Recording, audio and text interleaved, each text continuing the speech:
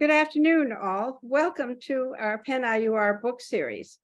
Today, we are very happy to welcome Royce, Hanson, and Harold Wolman, who will discuss their book, The Nation's Metropolis. Before they do so, let me tell you a little bit about the series. The series has been at PennPress since 2004, and just yesterday, we published our 50th volume. This book is number 49. And it's a wonderful book.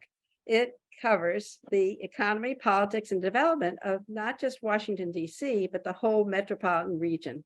A very remarkable span of study that puts the area into a new understanding of what makes that place tick. Now, Royce Hanson is a research professor at George Washington University Institute for Public Policy and a senior fellow of the National Academy of Public Administration. Hal Wolman is an emeritus professor in the Department of Political Science at George Washington and a research professor in the George Washington Institute of Public Policy, which he formerly headed. We'd like to welcome you both today to hear about your exploration and your findings of this terrific book. Please join us now.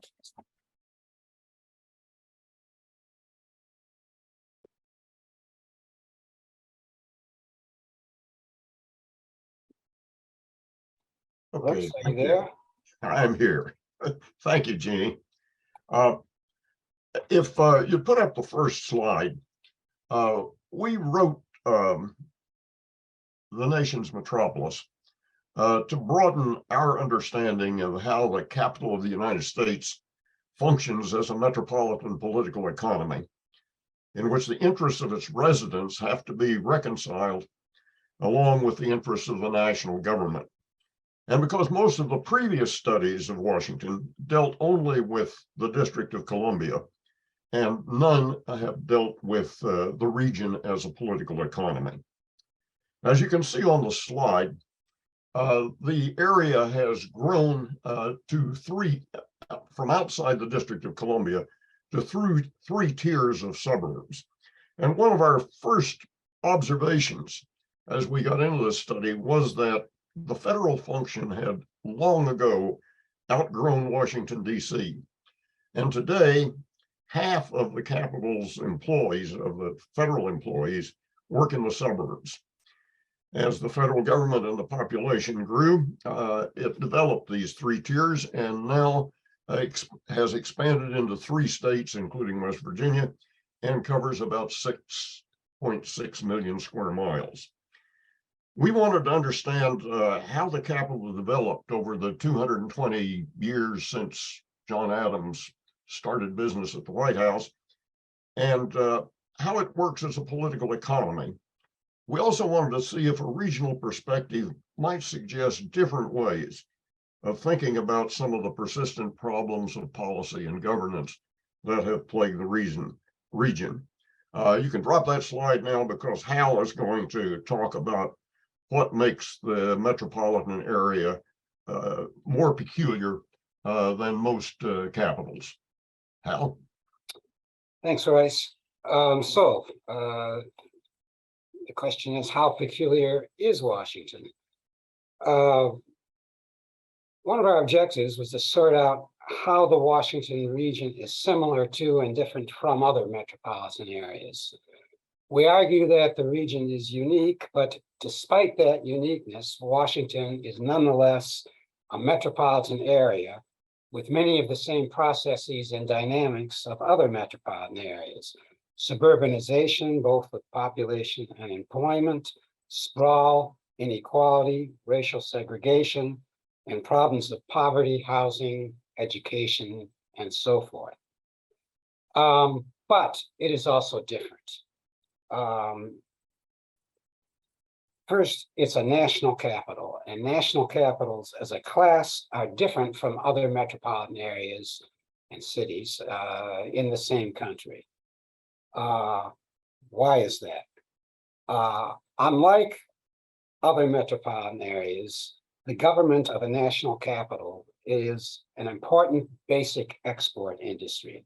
And for some areas, some metro areas like Washington, it is the main export industry, producing government administration and taxes, government administration services as an export that are paid for through taxes from US taxpayers outside the region in the rest of the country. In addition to the federal government itself, there's a series of related activities tied to the government's location. These activities produce income and value for the region. They include lobbies, trade and professional associations, foreign embassies, research institutes, contracts to the government, contractors to the government, including spin-offs from federal research. Plus, the capital city attracts tourists, another major export sector. Second, in addition to being the national capital, the Washington region is different from other metros because of the peculiarities of the American national capital. Namely, the central city, Washington, D.C., is not part of any state. The residents of Washington, D.C. do not have any political representation at either the state or national level. Since federal property is tax exempt, a substantial portion of property in the region, and particularly in the district, is exempt from the local property tax. Finally, the federal government plays a major role in the entire region, particularly in terms of land use and facility locations. Decisions that are made often with no or minimal input from local governments in the region. Royce is now going to expand on the federal role. Royce? Okay, the federal government is the basic industry for metropolitan Washington. And it is sort of the original highly specialized service economy. Only 2% of the workers in metropolitan Washington have ever been employed in manufacturing. That compares with 10%, which is the average for most metropolitan areas. The government sector of the economy is larger than in Washington than it is in most other areas. And it is the region's largest employer. It has, in this area alone, 283,000 active workers and an additional 307,000 federal retirees. That plus its other expenditures generate a fifth of all regional income. Having the federal government as the basic industry provides the region with a high level of economic stability because government doesn't shrink during a recession, and in fact, it may grow as it does in times of war. As the region's engine of economic growth, the federal government has also spawned a unique services sector. Hal mentioned the influence or lobbying industry. In the last 10 years, it generated about $33 billion in income. The federal procurement industry, which is colloquially known as the Beltway Bandits, has grown as the federal government switched to acquiring more of its services from contracts. In 2020, federal procurement spending in the area reached $131 billion. A third effect of the federal government is spin-off from government research and development, such as the development of the internet by DARPA or the Human Genome Project by NIH. And the federal government decisions and investments also influence the region's growth, and they've been a major force in shaping the pattern of development of both Washington, D.C. and the suburbs. Agency location and relocation decisions affect a development. They create nodes of activity.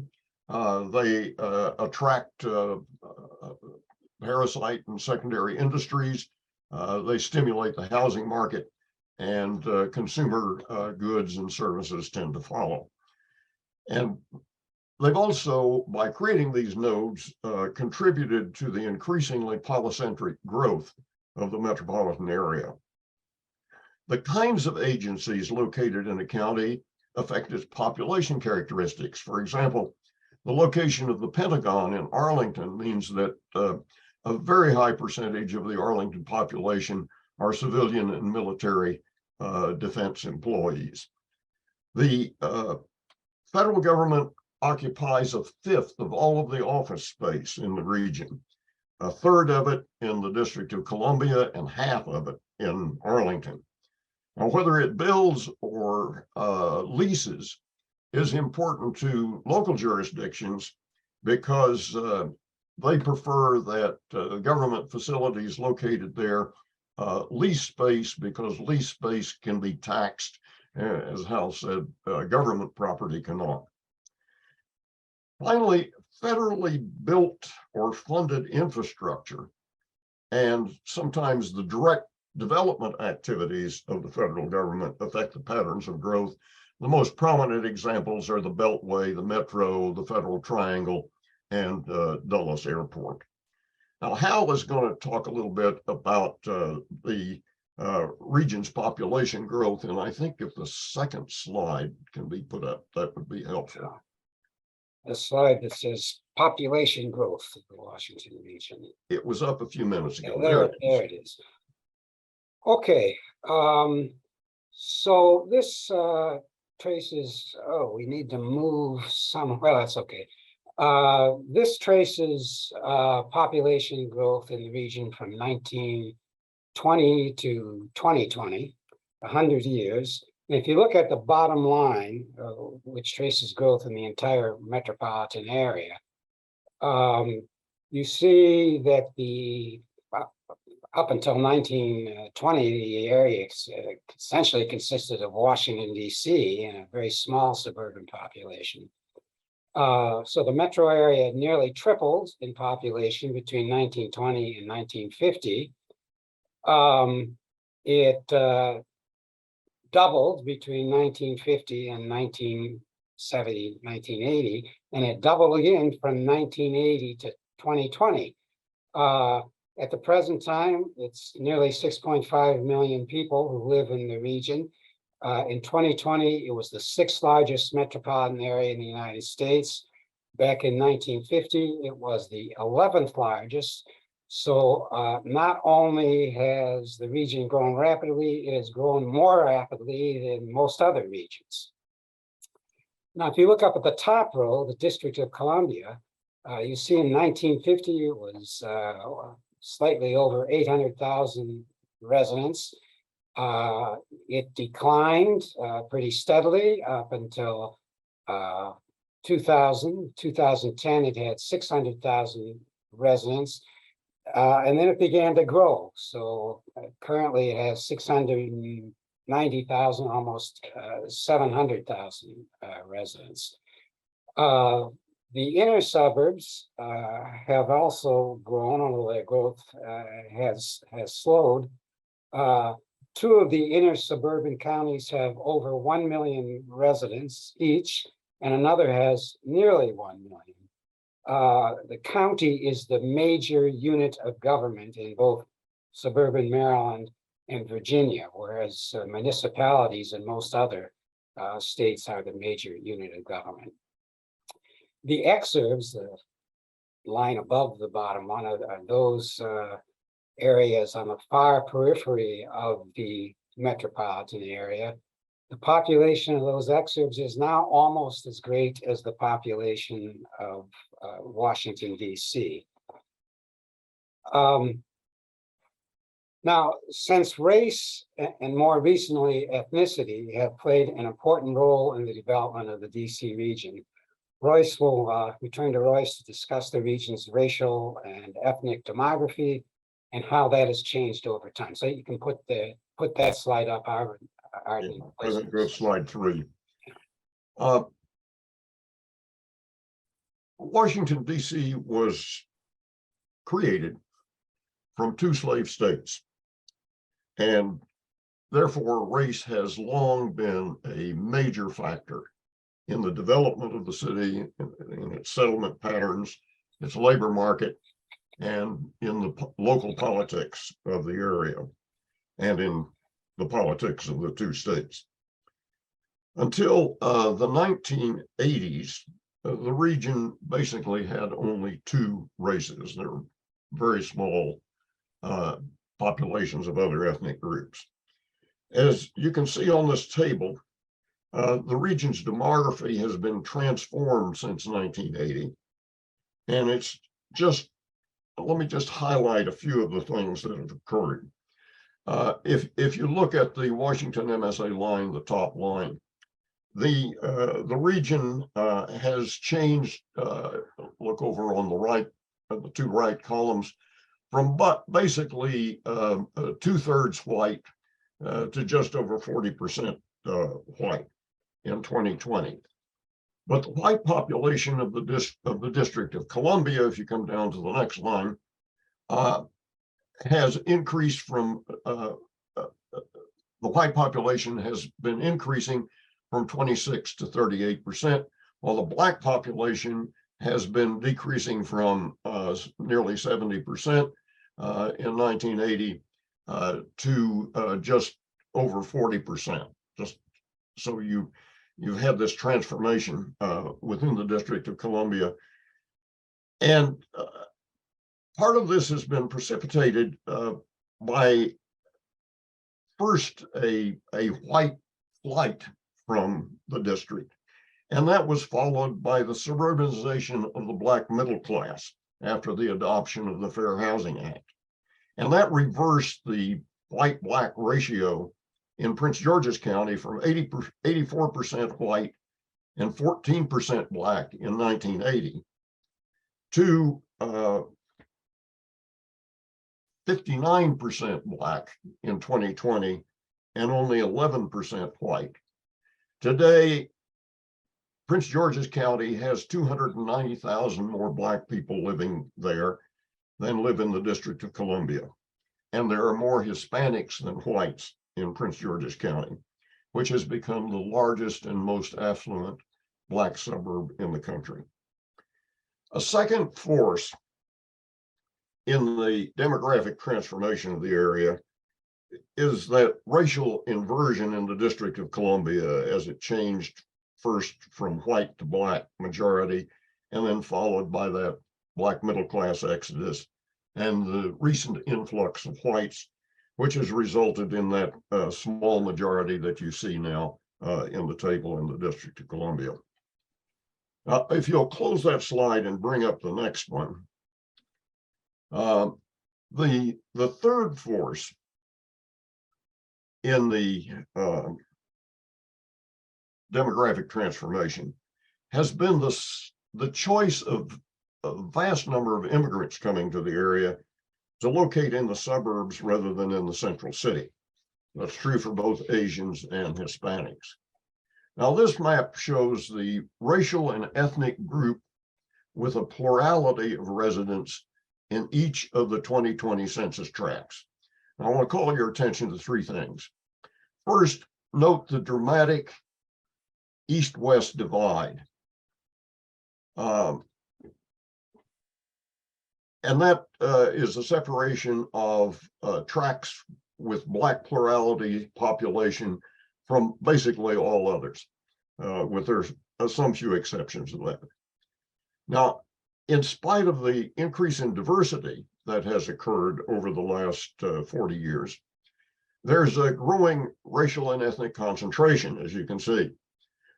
Racial segregation and isolation remain a problem for the region, although it's improved a little bit in recent decades, but it's still the 13th most segregated metropolitan area in the United States.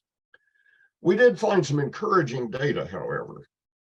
The most surprising was that in the 2020 census, none of the 1,472 census tracts was 100% occupied by a single racial or ethnic group, and all of them contained residents of at least three of the four groups. If you'll close that slide, just bring all the slides down. Uh, in the book, we talked about this change in the demographic composition of the region and the role of federal government. And we spent some time talking about the local governments in the area and analyzed the capacity of the governance system regionally to deal with some major issues dealing with equity, such as poverty, education, and affordable housing, as well as issues of infrastructure. And we dealt primarily with the transportation system and the water supply system. Now, while regional governance is a problem in all metropolitan areas, it has some unique features in metropolitan Washington. And basically, we found that the institutions of regional governance and were not performing very well. First, and I want to really focus now on some of the major differences in regional governance in the Washington area and other places. First of all, federal agencies in this area perform some regional functions, and federal officials, including members of Congress, participate in some of the most important operating and policy organizations, such as the transit system and the Interstate Commission on the Potomac River Basin. Also, the Corps of Engineers is a major supplier of water in the region. Unlike most metropolitan areas, which have the problem of a large number of governments, the Washington region has only a few. As Hal said, the counties are the primary unit of government in both Maryland and Virginia. The result is that with these strong local governments, regional governance is a form of cooperation, which is mediated through the Council of Governments, and it resembles international diplomacy more than governing. An important issue or decision generally requires, and this is a major difference, the intervention of the governors of the two states and the mayor of the District of Columbia, as well as the appropriate federal official, usually a cabinet officer. In our book, we included chapters of these regional issues that I mentioned before. And basically, we found that policymaking is fragmented and decisions are often elusive. The analysis we conducted let us consider how the governance and economy of the region might be better aligned. We looked at the experience of other capitals and of other metropolitan areas, and we've offered a menu of ideas that range from an optimal system to a helpful patch. To better organize and express the federal interest in the region, we suggest emulating Australia to create a new multipurpose National Capital Commission and fold into it the several single-purpose federal agencies and commissions that provide services or programs in the region. To strengthen regional governance, we suggest creating a National Capital Regional Authority with an elected CEO and governing board, and with powers similar to those of the Metropolitan Council of the Twin Cities in Minnesota. The authority should prepare and enforce a regional plan and manage regional infrastructure and conduct region-wide programs designed to reduce inequality in areas such as housing and education. Now, we recognize the difficulty in establishing regional governments in any area, so we considered some more modest approaches. The most promising, we thought, would be a multipurpose and flexible regional district, such as has been established in British Columbia, Canada. The governing board of such a district would be appointed by the local governments, weighted by their populations. The service areas and functions it performs should be able to adapt to changing area of the metropolitan area and the preferences of the individual local governments, which could opt in or out of the services or functions it provides. This would avoid one of the major objections that local governments have to any form of regional government. And to resolve conflicts of federal and local interests, we drew on the experience of Belgium, Germany, and Australia to suggest a joint committee of federal and local officials with authority to resolve such conflicts and to reach binding decisions. Now, just in case we haven't raised enough controversy with these suggestions, we also made some suggestions about the governance of the District of Columbia, and Hal is going to take responsibility for those. Hal? I take full responsibility for these. So let's start by setting forth what the Constitution says about government of the District of Columbia. And it says very, very little. Article 1, Section 8 simply specifies that Congress will establish a district not exceeding 10 miles square to serve as the capital. And then it grants Congress the power of, I quote, exclusive legislation in all matters whatsoever over such district. End of quote. So in terms of where this leaves the District of Columbia residents in terms of voting and representation, the residents of the District of Columbia were unable to vote in presidential elections until the passage of the 23rd Amendment in 1961, which gave them that right and provided the district with 3 electoral votes. So district residents now can vote for president. Since 1970, DC residents can also elect a non-voting delegate to the House of Representatives. That is, a delegate who can serve on committees and participate in the House, but cannot vote on the floor. District has never had any form of representation in the US Senate. Home rule was granted to the district government in 1973. The district now elects its own mayor and city council and enacts its own legislation, but subject to the proviso that Congress can review and overturn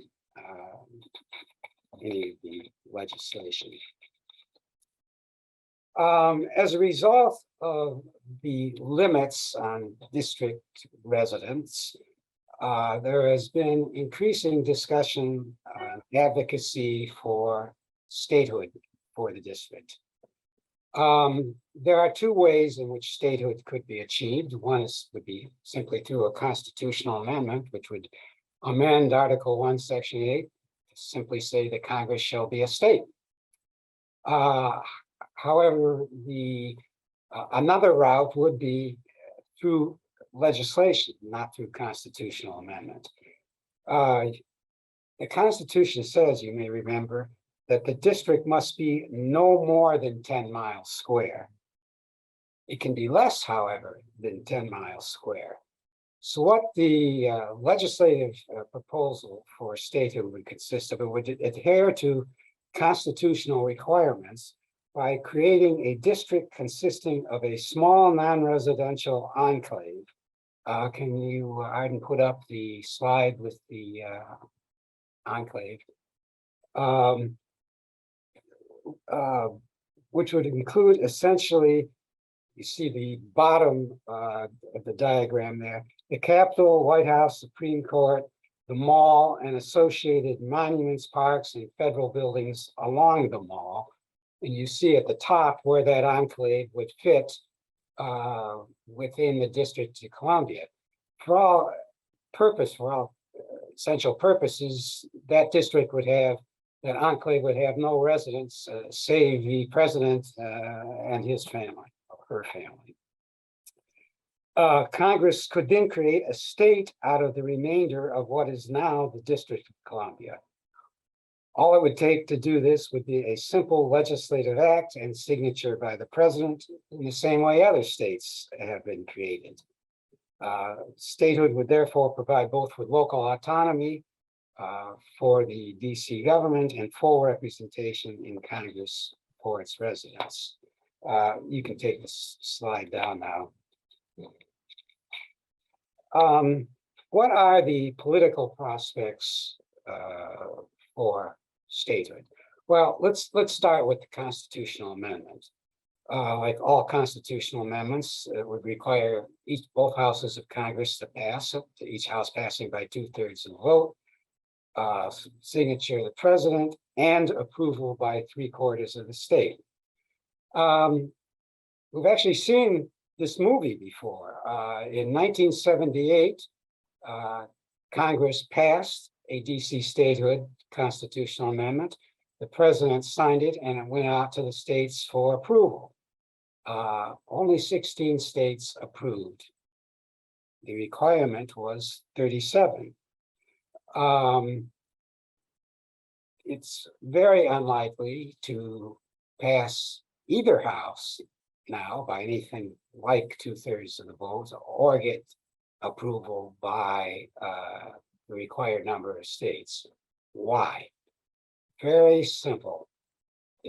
2 elected senators from the district as a state would virtually certainly be, for now and the foreseeable future, Democrats.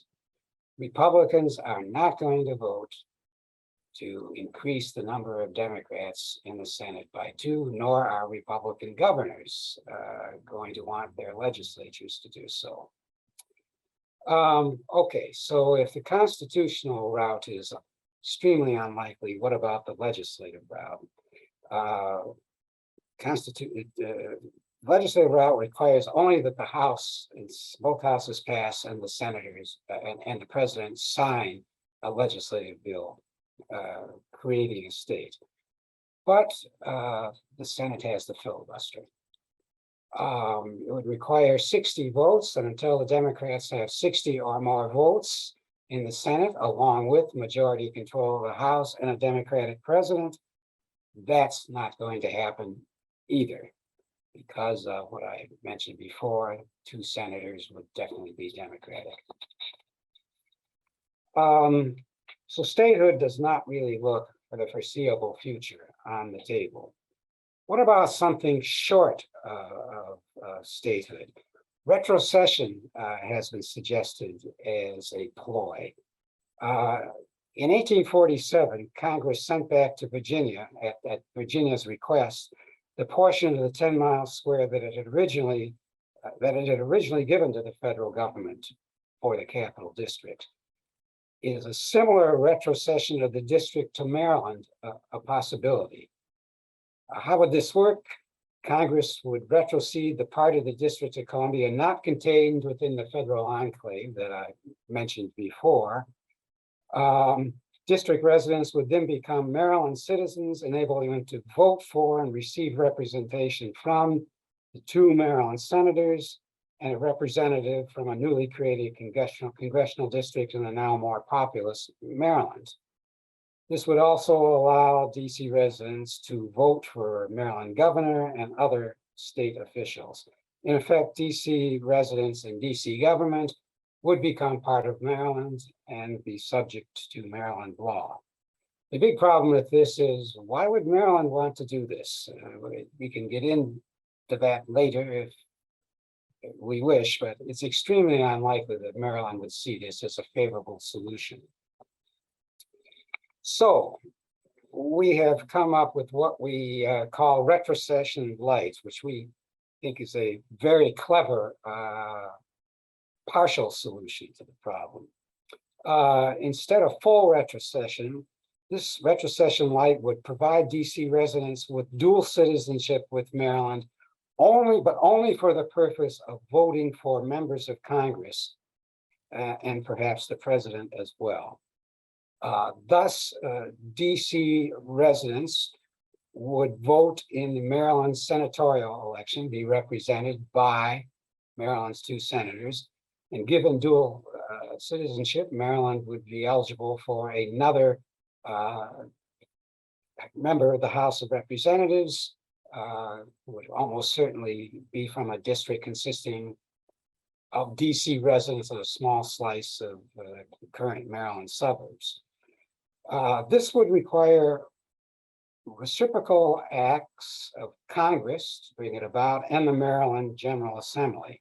But since it would affect nothing else in Maryland, it wouldn't affect election of other state office holders, nor affect Maryland's fiscal circumstances, the incentives for Maryland to disapprove would not be there.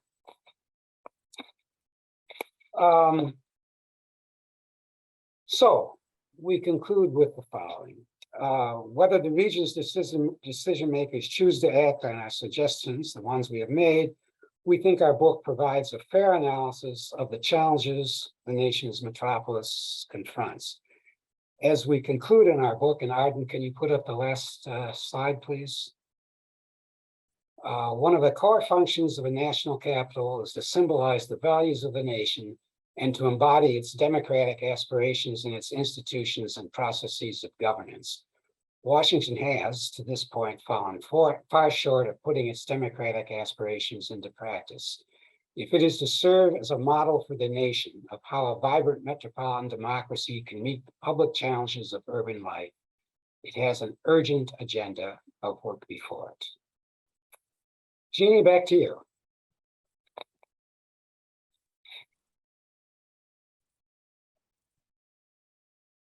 Thank you very much. What a sensational presentation, and how very, very thought-provoking for all of us, particularly your ending quotation and the need to live up to our values and principles, which we haven't done in our nation's capital.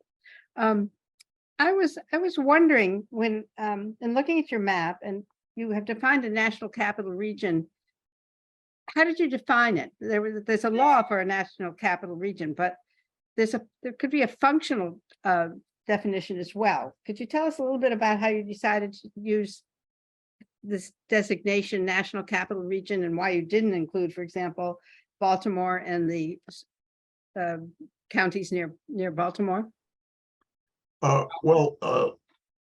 We used the metropolitan statistical area definition, which the census uses. The connection with Baltimore would be important, and that may be our next book. But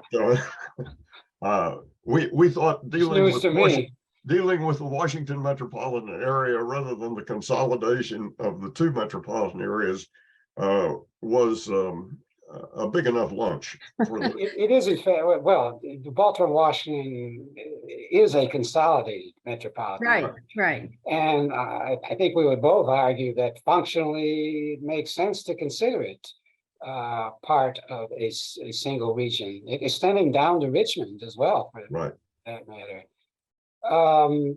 And there's even debate about some of the counties on the edge, whether they really belong in the Washington area or the Baltimore area.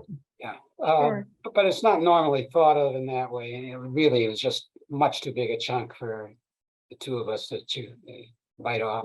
We've done a lot of work at Penn on the mega region, obviously the old megalopolis, going from Boston down to Richmond, basically. And these are functional regions, and we really do need to think about ways of governance, as you're suggesting. I think that's you're very, very right in saying this is not working, not only from the point of view of the democracy, but also from the point of view of our economics in terms of how things work, and the need for infrastructure and so forth. So what do you think are the next steps? I mean, let's say you've got the book out there, right? You've got some very reasonable suggestions, I think, seem quite rational. One, to recognize our democratic values by working on some sort of retrocession, perhaps for DC itself, and then creating a regional governance structure, which would help deal with some of these infrastructure and other issues. So what's next? Royce, Well, you're I the think politician. I think what's next is actually trying to get some of it done. Um, and it may have to be done incrementally. Any big idea, particularly in Washington, that requires consent by Congress in some way or another, or consent by the two state legislatures, and maybe a third soon, requires some number of years for the idea to get out and to begin to generate a sufficient level of support to have it happen. And that's one of the reasons that we not only suggested what we think are the optimum solutions for some of these problems, but what could be interim approaches as well. I mean, I think it's fair to say in our favor. There is currently a discussion which has become more prominent over the last 5 to 10 years of the shortcomings in the DC area, the need for DC statehood or some form of representation, and particularly as well as shortcomings of the regional institution, regional governance and regional institutions. And we hope this enters into that discussion. We hope people concerned with that, including the Council of Governments.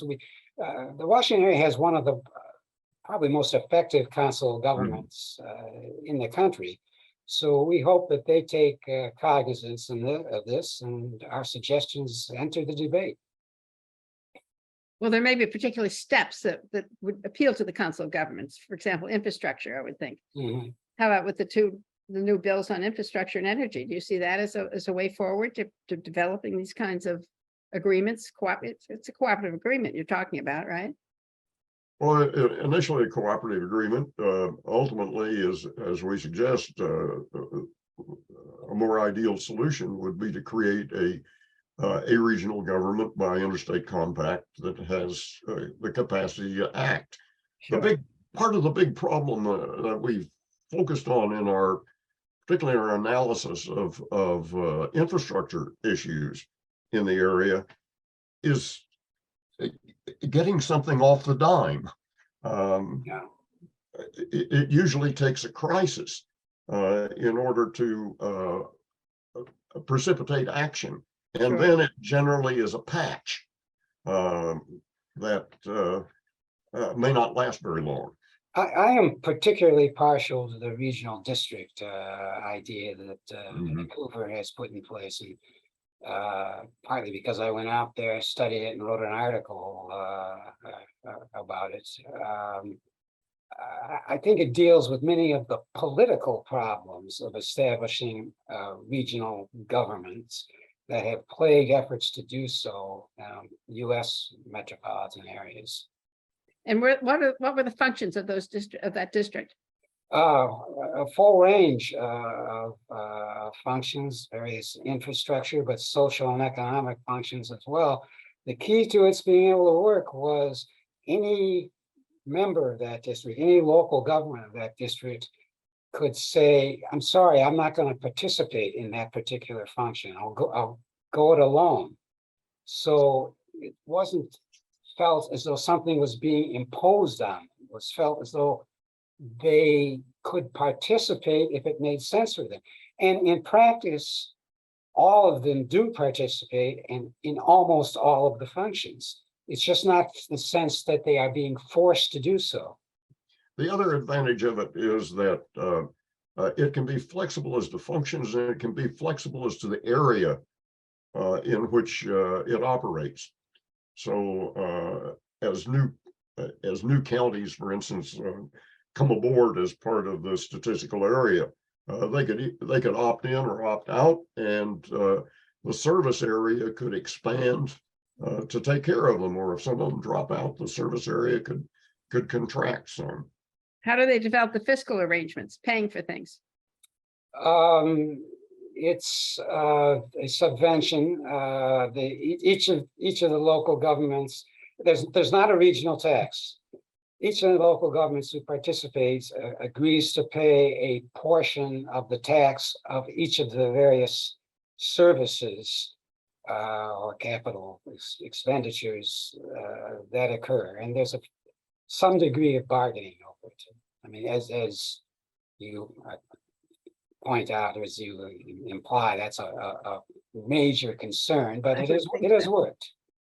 And it goes into a central pot, or it goes, where's the money go? No, it does not. It's supposed to pay for each service separately with no general mingling. There's a separate pot for administrative services. Okay, fairly, small. And what's the population of this district? Oh, it includes the city of Vancouver, so it's substantial, and Victoria, which is a large city. I can't remember what it is. That's all right. I was just curious as to how comparable it might be to your region that you're thinking about. It's smaller. It's smaller.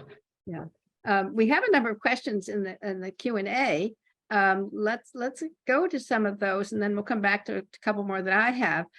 Stanley Marcus, right when you began, wanted to know what examples of metropolitan governance would be better than the examples of metropolitan governance better than the DC region, and what are their essential elements? I think you've covered that to some degree, but are there any other things you'd like to contribute to that question? Royce, you want to talk about Minneapolis, St. Paul? I think the best illustration is probably Minneapolis, St. Paul. The difference from what we're suggesting there is that the governor appoints the members of the Metropolitan Council and the chairman of the Metropolitan Council. We think that it would be preferable if such an organization were to be set up, that these members be elected to create a higher level of democratic responsibility. The Met Council has evolved a lot over the years, and it started out more as a kind of a planning organization with no operating functions. But in recent years, it has picked up operating functions of the regional transit system and of the major regional sanitary systems. So one of its key elements is that the metropolitan plan then provides an overview of the region, and individual jurisdictions' plans are supposed to be consistent with it. That has always been a matter of negotiation, and it probably works better today than it did 20 years ago or 30 years ago. But it has been an institution that has gained a great deal of credibility over the years as it has evolved and become more and more effective. The only other government in the United States, I think, that reaches anyway similar is probably in the Portland, Multnomah County area. Anything else, Hal, you think of? Yeah, in the Twin Cities, there's some tax-based sharing as well. Yes, that's the other feature. Say a little about that. Yeah, there a portion of the property tax is pooled and then redistributed to areas that need support. This has been a very effective program. It's been going on since the 1970s, I think. And initially, the central cities, St. Paul and Minneapolis, were beneficiaries of the program because the suburbs were growing and they were not growing as fast. In recent years, and partially as a result of tax sharing, the central cities are now on the giving end rather than on the receiving end. Yeah, I know that it was a very old metropolitan government, as you said, evolved over time as they found the needs. And the water was very important, wasn't it? Yes. Water issue, I think, was the first one. We had another question here. Could you speak a little more about why Maryland wouldn't be excited about the retrocession? Lee Brooks is asking that. Well, first of all, it would create a competitor for influence with the state government, for the city of Baltimore, for the Black population, or Prince George's County, and so forth.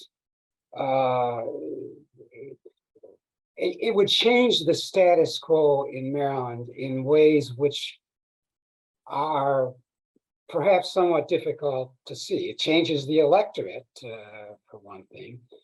It also changes the fiscal situation. I haven't done an analysis. Leah's probably better, knows more than I do about this. The question is the state going to be accessing a population whose per capita, whose fiscal capacity is lower than the state's average now, and whose fiscal needs are higher than the state's average? At first glance, I think the answer is probably yes, and that's not going to be very encouraging to the state to do that. So Jacques Gordon has a question here. He wants to know, why would municipalities or counties, I guess here, willingly cede their power over schools, police, zoning, and other public services in a regional government? They That do it might to take counties. power. I don't think they have to cede their power over these things. They might have to share some of their power in some of these matters. I think I have enough experience in local government to suggest that this won't be easy. The local governments are, in this region particularly, are powerful. All of them are reasonably affluent, and they are very jealous of the power that they have. And probably the two most sensitive issues are land use and education. But it's important to point out, municipalities don't have power over those now. Those are county functions. The county, I think he really meant the county. Why would the counties cede those to a more central regional? Yeah. The counties will resist it, just as they resist any influence from the state in these areas. So it would have to be a slow process of bringing people along. And they may choose the opt-out function for the most important functions, at least at the beginning, if you go for our retrocession light example. Yeah. Is there a common problem that would unite them all? Well, there might be. They've all been, well, certainly transportation and water supply, which are the two areas that we focused on in the book, are both critical from a regional economic perspective, and providing them is something that, in fact, no state can do alone in the region. They have to have, for the system to work, the cooperation of the adjoining states. So, because the whole thing works as a regional economy and as a regional system. Same thing with water supply. 80%, as we point out in the book, 80% of the water consumed in metropolitan Washington comes out of the Potomac. And for the long term, there is a very likely problem of inadequate emergency supply, especially with climate change occurring. So these are the kinds of problems that you might be able to get some initial agreement on, so that you don't have a full range of activities that a regional system would be responsible for. But as in the Met Council, you start out with something you can do. Right. And if you prove you can do it, then maybe you get to do some more. Well, that makes eminent good sense. That if you can find some areas in which they can cooperate, and then the water issue probably is a huge one. Yeah. I mean, transportation's all roads and highways. Are they gonna?